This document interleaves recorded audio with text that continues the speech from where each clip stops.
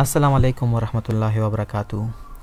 ملګرو په دې ویډیو کې اوس موږ په دې باندې خبرې کوو چې څنګه یو کمپیوټر زه د خپل نتورک کلاینټ جوړوم.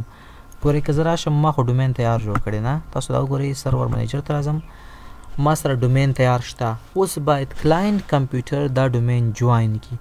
نو دا جویننګ به څنګه کوي دغه طریقه ان شاء الله په دې ویډیو کې په خبرې کوو. ګوره لوکل یوزرز ته راشم، لوکل سرور ته په بخښنې سره ما سره ور ګروپ نه دی، ډومین دی او ډومین نوم څه دی؟ star.com. اوس باید داسې کار وشي چې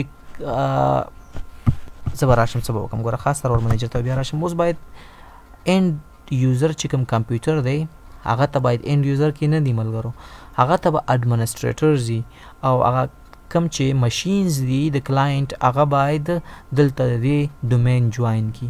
نو هر کله چې هغه ډومین جوین کوي اکټیو ډایرکټري ان یوزرز ته چې که زه راشم ټول هغه کمپیوټرې چې دا ډومین جوین کوي دلته په دې کمپیوټرز بخش کې به د هغه نوم راځي او زه بیا څه کار کوم، یوزرز به مې دلته جوړ کړي په صحیح او یو کې، یو معنادار او یو به مې ورته جوړ کړي، هغه کې به یوزرز وي.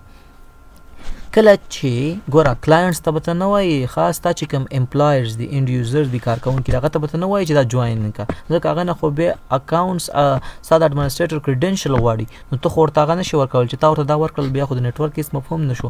ته به داسې کار کوې زه به په خپل لاس به هغه ماشین اینډ یوزر ماشین به د دې ډومین کلاینټ کوي، دلته به ورته یوزر جوړوي او بیا به یې جوین کوي.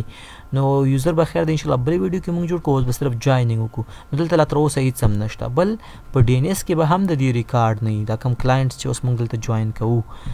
ګوره که دلته راشم او دا موږ داسې طریقه کار کړی چې ډینامیک ډي ان ایس دی اټومیټیک به دلته انټري راخلي. لا تر اوسه د ګوره د هغې ورچوال پي سي د بل پي سي دلته ریکارډ نه دی راغلی. اوس به زه راشم جویننګ به وکړم. د جویننګ دپاره به تاسو رقم چلو کوئ ملګرو چې تاسو کوم سرور دی او کوم ماشینز دي دی باید یو بل سره فزیکل کنیکټیویټي ولري. د هغه دپاره باید تاسو دا په یو سیم سویچ پورې کنیکټ کړئ او آی پی اډرسز باید ورکړئ. نو تیار ما کنیکټ کړي دي، آی پی اډرس راځم، آی پی اډرس به څنګه ورکړئ؟ دا اوس فزیکل کمپیوټر ته راغلم، دلته به راشي ncp.cpl ته به راشي د خپل کمپیوټر ته، دلته به یو کار وکړئ، دلته به راشي او آی پی ورژن 4 ته به راشي، دلته به هغه د سرور آی پی مې د 10.0.0.1 د آی پی د 14. ګوره زه او د ډي ان ایس آی پی کې به هم د خپل سرور آی پی اډرس ورکړئ کوم چې ستا ډي ان ایس سرور دی، ځکه چې هغه کنورټینګ وکړي که نه نیم آی پی او آی پی نیم ته چینج کړي. خو زه لا تر اوسه نه ورکوم، ګوره چې مشکل ماته راکوي، چې څه رقم مشکل راکوي. اول به راشئ تاسو فزیکل همداسې کنیکټیویټي چیک کوئ، بیا وروسته جوینینګ وکړئ. پینګ کا 10.0.0.1 شته؟ یس وایي شته.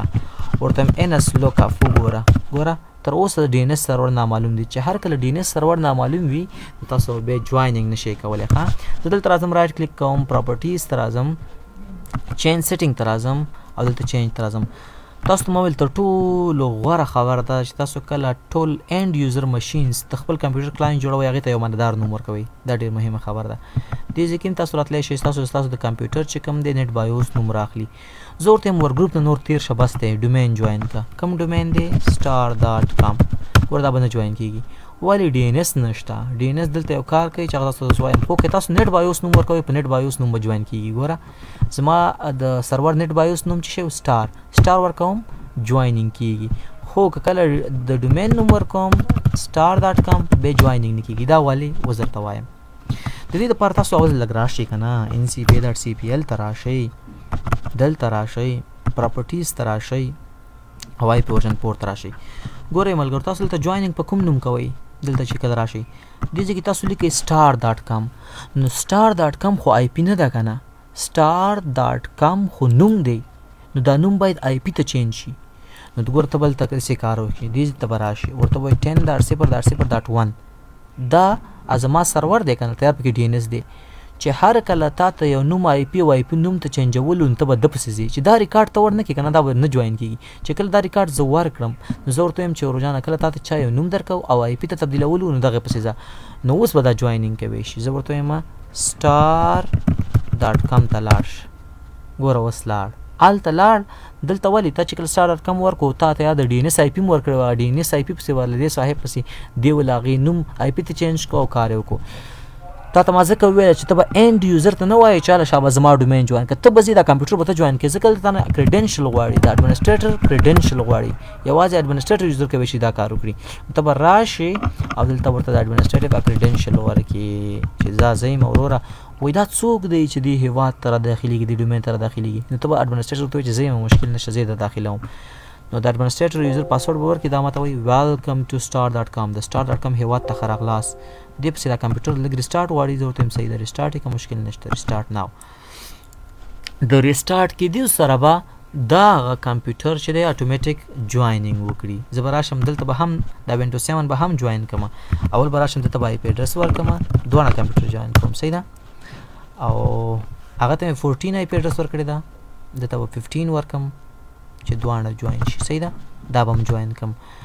آی پی او په سیم رینج کې وي 10.0.0.15. که تاسو سیم رینج کې نه وي بیا منځ کې راوټر کاروئ بل ته ډیفالټ ګیټ وی کې آی پی اډرس ورکوي. ډي ان اس ته چې دی 10.0.0.1 تاسو ما ځکه ویل چې ډي ان اس اهم دی د ای ډي ډي اس سره، ځکه هلته کلاینټ چې دی د نیټورک جوین کوي په څه شي باندې، په نوم باندې، او تاسو سره ډي ان اس نشته نو بیا مشکلات سره مخ شي. sysdm.cpl ته راځم چینج ته راځم، ګوره دلته مې نوم چینج کړی وینډوز 7 یو ډومین در باندې جوین کوم. اوهو دا ډومین ولې نشي جوین کولی، تاسو ما بیخي فکر نه ګوره ښه دا وینډوز دا او دا په ډېر ټیټ ورژن کې به حتما را انسټال شوي، ټیټ ورژن کې بیا دا نشي کوی چې دا کار وکړي. جنرل ته زه راشم، ګوره زه راځم د دې ورژن ګورم ښه وینور د وینډوز 7 هوم بیسک کمپیوټر ملګرو ما خو دا کوشش وکړم دا مې را انسټال کړم، زه به دا کار وکړم، خو ما سم دغه یو آیسو ایمیج دی، کوشش کوم چې بل پیدا کړم.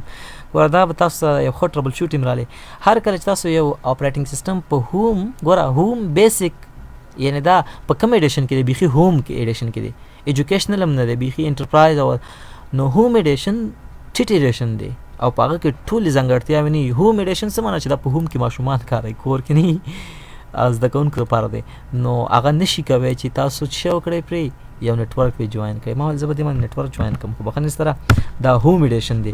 ګوره دې کې چې کله نیټورک جوین کوم نو دا ما د نیټورک د جوین کولو آپشن ماته نه راکوي، ما زه به 2 کمپیوټر باندې جوینینګ وکړم. ګوره خو زه به یو بل وینډوز 10 را انسټال کړم، دې لپاره تاسو ته مشکلات ونه اوسي، جوینینګ نه کېږي ځکه د ایډیشن بیخي ټیټ دی. زه ته کښېنه دا بل صاحب خو به جوینینګ وکړي. دلته به راشم، د لپاره لا اوسه پورې ما یوزر نه جوړ کړی، نو هماغه لوکل یوزر ته به لاګین شم، خپل چې د سره چې کوم اکاونټ کې لوکل یوزر دی صحیح ده هماغې ته به لاګین شم. دا چې لاګین شي بیا به مونږ وګورو، لاړ به شو هلته چیک به کړو چې دا مونږ سره کلاینټ یوزر جوړ شوی که نه، دا به مونږ سره دا کمپیوټر به مونږ سره اوس کلاینټ شوی صحیح ده. سرور ته راځم او دې کې ګوره یو ځل لږ ریفریش کاروم، ګوره د هغې کمپیوټر د دې کمپیوټر نوم څه شی او خبرې ورچوال پي سي که نه، ګوره د ورچوال پي سي لپاره اټومیټیک څه جوړ شوی دی، ګورو چې ریورس لوکاپ زون کې ورته ریکارډ جوړ شوی که نه. ګوره د 14 دپاره ریورس لوکاپ زون کې هم ریکارډ جوړ شوی دی virtualpc.star.com. ګوره تاسو مونږ چې دا کار اټومیټیک کېږي، دا د دې ښېګڼه ده. اوس راشه اکټیو ډایرکټري ان یوزر ان کمپیوټر ته راشه صحیح ده. ګوره ورچوال پي سي اټومیټیک ولا دلته کمپیوټرز کې اکاونټ جوړ شوی دی، پراپرټیز ته راشه، کمپیوټر نیم چې دی د ورچوال پي سي دی چې کوم هغه وینډوز مخکې واقع به داسې ډي ان اس نوم یې ورچوال پي سي star.com دی، اپریټینګ سیسټم پکې کوم یو دی هغه هم درته ښایي، هر څه درته ښایي صحیح ده. دا کمپیوټر چې دلته ګوره اکاونټ ورته راغلی، خو لا تر اوسه دې کې زموږ اکاونټ نه دی، لا پکې تر اوسه خپل اکاونټ جوین دی ښه، هماغه کوم اکاونټ چې د سره مخکې نه و خپل اکاونټ پکې دی. net shares هنا net account ورک سټیشن دی هماغسې صحیح شو. نو دا اوس هم هر څه کوی شي. ګوره ښه که زه راشم چې شي ته windows r ته lusr.mgr.msc دلته راشي یوزرز ته، دا کوی شي دلته یو یوزر نوی یوزر جوړ کړي د خان په نامه، پاسورډ ورته پیس ورکړي، کنفرم یې کړي، that is no okay key create key the following error occur the password does not meet ها پاسورډ نه میچ کیږي، نور هیڅ مشکل نشته، پاسورډ ورته قوي ورکړي.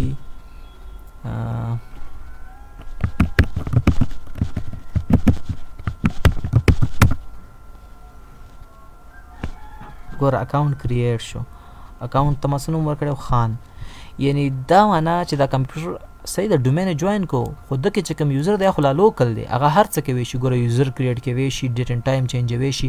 نو د لپاره ښه خبره ده چې دا یوزر یا ډیلیټ کی یا پاسورډ چینج کی او دا جوین کی الته والته ورته دیږي کې ورته دی صاحب ته دیږي کې یو اکاونټ جوړ کی او دغه اکاونټ به تر ریستریکټډ وي. نو بیا چې په دې اکاونټس باندې څه پالیسی ته لګي، دا یوزر چې هر کمپیوټر ته کینی هغه باندې دا پالیسی.